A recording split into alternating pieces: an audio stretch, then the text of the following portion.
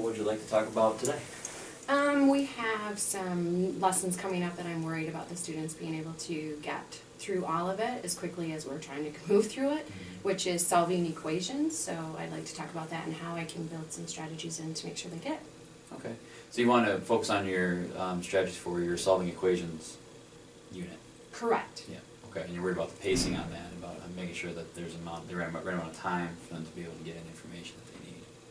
And making sure that I've built in enough strategies to get to our students. We have some very low students with some pretty drastic needs, I guess is the best way to say it. So I want to make sure that they have all of the strategies that they can to make sure that they're understanding a concept that they're going to need for later.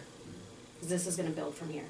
So when you're thinking of the planning, the strategies are very important to you in terms of what strategies will be used to make sure that the students who may not comprehend normally or who struggle are able to comprehend the material as well. Yes. So when you think about that, what might be some indicators that you're successful with that lesson? How would you know that you're successful? If my students can take the basic concepts and apply it and then know with how to use it without us having to go through every single step. Because what we're going to do is we'll teach the lesson to them, and right now we have it broke down to teaching them step by step by step by step. And what I want to see is by the end of the unit, or even nearing the middle of the unit, that they can do that without having to refer back to each step, and just that comes automatically to them. That would be a good indicator.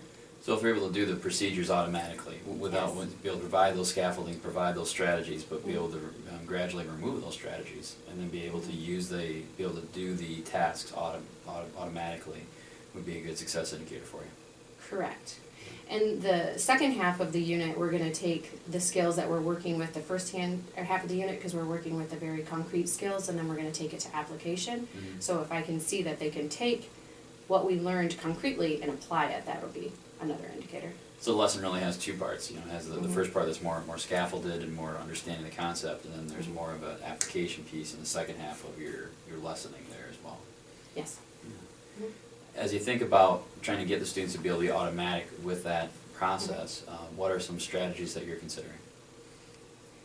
One of the strategies we just used was a strategy where we did a multiple stations with a direct intervention, and that was phenomenal. It worked really, really well, so I'm hoping I can try to build some more of that in.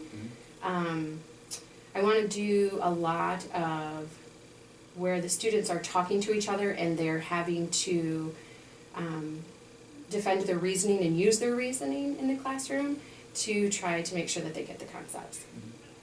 So stations and defend your claim are two strategies you've had success with in the past, Mhm. and you'd like to be able to incorporate them into this unit as well.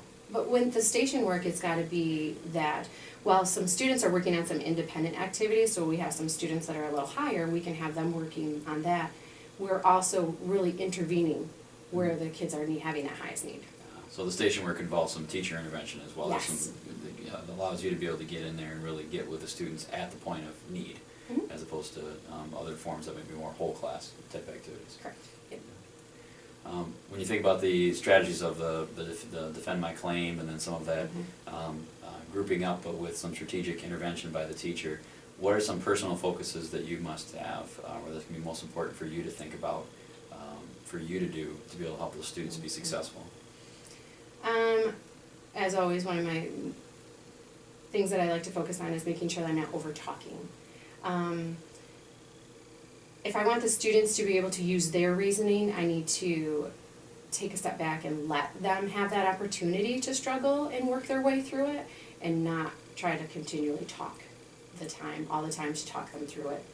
I need to let them struggle first and not just try to jump in and save them, I guess, Sure. and talk them out of it. So something you value is being able to have those students experience the struggle and to know themselves where they are before they're saved per se, or be able to have that opportunity to have the answer, but that they experience the struggle and are practicing that behavior of persistence in the math as well. Right, one of our math behaviors is the perseverance, Mhm. and we've been struggling all year to try to teach that and make sure that they are using that. Mhm. But I tend to jump in too quick and want to talk them through it and not let them do that, not let them fall down a little bit. Yeah. So where is your thinking now on your next math unit?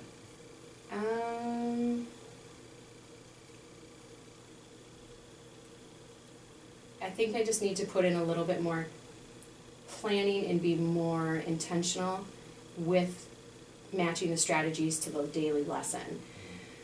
And